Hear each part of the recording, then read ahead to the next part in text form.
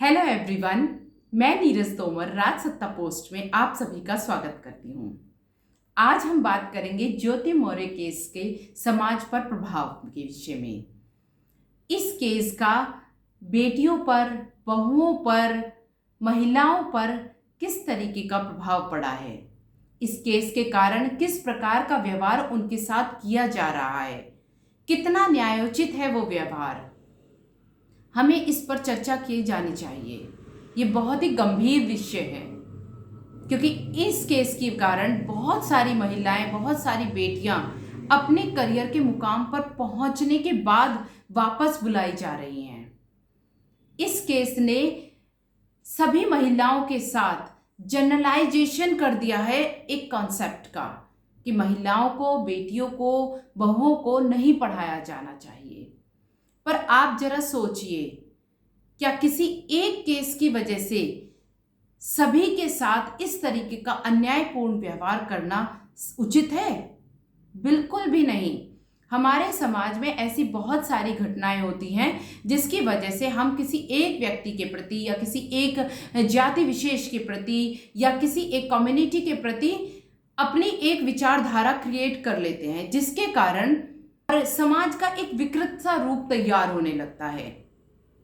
चलिए, ये तो बात हुई बेटियों के बारे में, बहुओं के बारे में कि अगर आप उनको पढ़ाएंगे तो वो आपके साथ इस प्रकार का व्यवहार करेंगी। मान लेते हैं हम अपने बच्चों को पढ़ाते हैं और कुछ बच्चे अपने पेरेंट्स को वृद्धाश्रम में छोड़ जाते हैं, तो देखा जाए तो हमें अपने बच्चों को नहीं पढ़ाना चाहिए क्योंकि भविष्य तो वही है, वृद्धाश्रम। अगर एक बच्चे ने इस तरीके से किया है तो क्या हम अपने सारे बच्चों को पढ़ाना बंद कर दें? ऐसा नहीं होता। अगर किसी एक महिला, वो भी उस केस में जिसका अभी कोई फैसला नहीं हुआ है, उसके लिए हम अपनी एक विचारधारा तैयार करे बैठे हैं और तब ये निर्णय पास ऑन कर रहे हैं, समाज में इस तरीके की एक गलत धारणा फैला रहे हैं कि महिलाओं को मत पढ़ाइए, बेटियों को मत पढ़ाइए, तो फिर बच्चों को भी मत पढ़ाइए। और साथ में उस बात का भी ध्यान रखिए कि जहां महिलाएं अपने पति को सपोर्ट करती हैं और उनको विदेशों तक नौकरी करने के लिए भेज देती हैं और फिर वो विदेश में जो नौकरी कर रहे पति हैं वो भारतीय बीवियों को भूल जाते हैं, तो सबसे पहला स्टेप, क्योंकि इस तरीके की जो केसेस हैं वो ज़्यादा है महिलाओं के तुलना में, महिलाओं के कंपैरिजन में पति के केस बहुत ज़्यादा हैं, तो सबसे पहला तो स्टेप महिलाओं को लेना चाहिए कि अपने पति को सपोर्ट नहीं करना चाहिए, अपने बच्चों को नहीं पढ़ाना चाहिए। सारी जिंदगी महिलाएं अपने बच्चों और पति के पीछे लगा देती हैं, ना अपना सुख चैन देखती हैं, ना अपना करियर देखती हैं, ना अपनी कोई इच्छाएं देखती हैं, सबका त्याग करती हैं।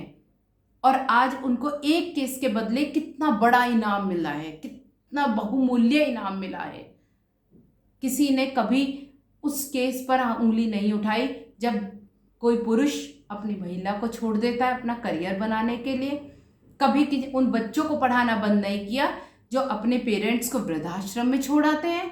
तो आज एक महिला के कारण सारी महिलाओं के साथ इस तरीके का व्यवहार कहाँ तक उचित है?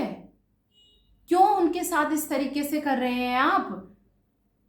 इनफैक्ट मैं तो ये कहती हूँ पढ़ाई बंद कर देनी चाहिए, क्योंकि इतना पढ़ लिख कर भी अगर हम अपने डिसीजंस इस तरीके से ले रहे हैं, बिना सोचे समझे ले रहे हैं और जजमेंटल होकर इस तरीके के समाज का रूप क्रिएट कर रहे हैं, तो पढ़ाई सबसे ज़्यादा डेंजरस चीज़ है, क्योंकि उसमें आप साक्षर तो हो गए हैं पर शिक्षित नहीं हुए हैं। शिक्षित हुए होते तो अपनी विचारधारा बहुत सोच समझकर बनाते, गहन चिंतन करते, लेकिन आप में चिंतन करने की क्षमता नहीं है, आप में मनन करने की क्षमता नहीं है। आप तो बस धारणा बनाए रहे हैं, वो भी इधर से सुन रहे हैं, उधर से सुन रहे हैं, अपनी विचारधारा, अपनी सोच कुछ भी नहीं कर रहे।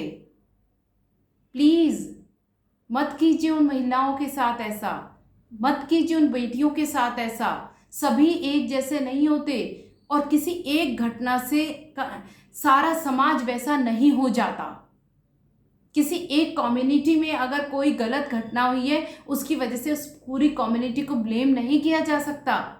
और देखा जाए प्रेजेंटली हम इसी चीज़ से जूझ रहे हैं, जिसके कारण हम अंधभक्त हुए चले जा रहे हैं। अंधभक्त केवल पॉलिटिकल शब्द नहीं है, हम समाज का भी अंधानुसरण कर रहे हैं।